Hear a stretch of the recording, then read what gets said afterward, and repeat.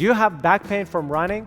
Hi, my name is Leon from backintelligence.com, where we help people manage their back pain from home as well as help them fix their postures.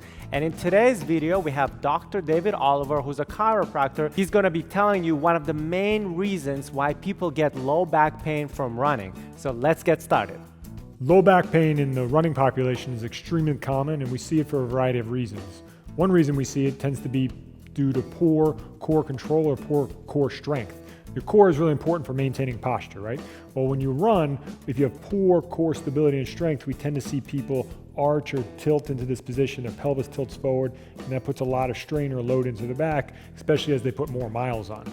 But probably the most common reason I see for low back pain in the running population is poor glute activation. So your glute max is the main hip extender right on the backside here that we have. When we're running or walking, anytime our foot moves forward and our foot plants in the ground, the muscle that's going to pull our body through is going to be our glute max. So the glute max is really important to have that fire. It's supposed to fire first and hardest.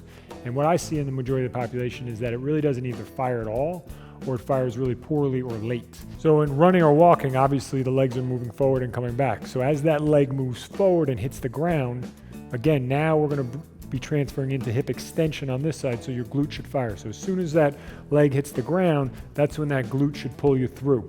So that's when we need that good glute activation. But again, some people can use their low back or overuse their hamstring and other muscles and not use their glute. So that's where we get into trouble. So if we can clean this up and get you better glute activation, we tend to see those low back muscles die down a little bit. They're less tense and less overused. So all it becomes is an overuse issue. So if you're not using your glute max, you're going to use other muscles, and you're running a lot, you're putting more miles on, you're really going to start to feel that in your back because you're using your back muscles to extend your hip, which is a poor strategy long term. So there's a variety of ways to correct this, but the main thing is just activating your glute. And your glute might be strong enough, it just might not be timing that's the issue. It might not be firing at the right time.